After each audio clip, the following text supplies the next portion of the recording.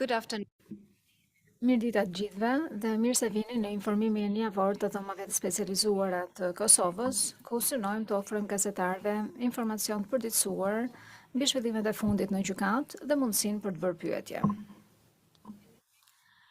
Në çështjen gjyqësore kundër Hashim Thaçit, Kadri Veselit, Recep Selimit dhe Jakub Krasniqit, trupi gjykues më 10 prill urdhëroi vazhdimin e paraburgimit të Hashim Thaçit, pasi konstatoi se ekzistonte ende rreziku që të pengonte ecurinë e procesit ose të prente vepra të tjera penale.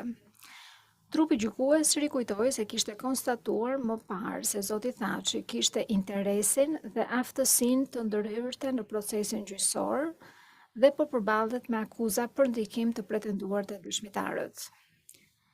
Trupi gjykues rikujton se emrat e dëshmitarëve tepër të ndjeshëm nuk duhet t'i bëhen të ditur publikut as pasi të ketë përfunduar dëshminë, duke mbajtur parasysh se për shumë prej tyre janë miratuar masa mbrojtëse. Në pikpamjen e trupit gjykues, ky rrezik nuk është zvogëluar me mbylljen e paraqitjes së provave në këtë çështje gjyqësore. Trupi gjykues theksoi se rreziku i ndërhyrjes përfshin gjithashtu orvatjet për t'u hakmarrë ndaj dëshmitarëve që kanë dhënë dëshmi ose për t'i motivuar dëshmitarët të heqin dorë nga dëshmitë e tyre. Trupi gjykues nënvizoi se këto rreziqe ekzistojnë në atmosferën e frikësimit të dëshmitarëve në Kosovë dhe nuk mund të mënjanohen vetëm me masa mbrojtëse. Dhe doli në përfundimin se ato mund të trajtohen në mënyrë efektive vetëm në objektin e paraburgimit të dhomave specializuara.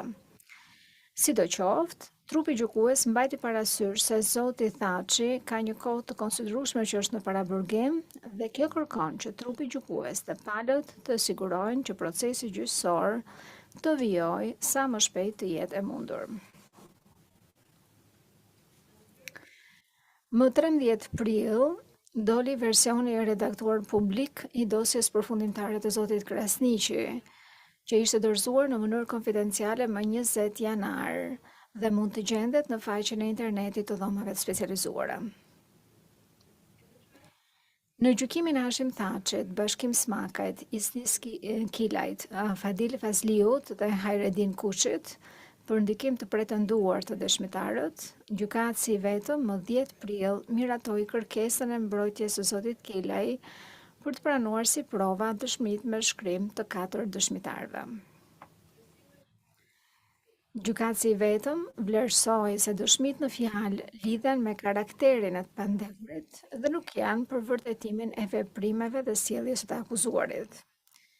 Gjykatësi i vetëm vori në dukje se prokuroria nuk paraqiti kundërshtime për pranimin e dëshmive me shkrim dhe nuk bëri kërkesë për t'i marrë në pyetje ndonjë prej këtyre dëshmitarëve.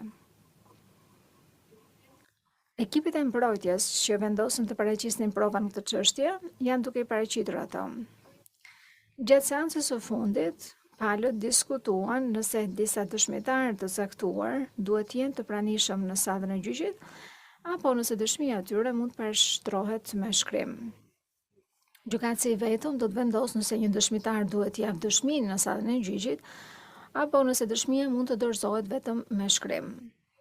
Pasi të dalin vendimet lidhur me këtë aspekt, mund të ketë më shumë informacion edhe se sa seanca do të nevojiten para mbylljes së fazës së paraqitjeve të provave.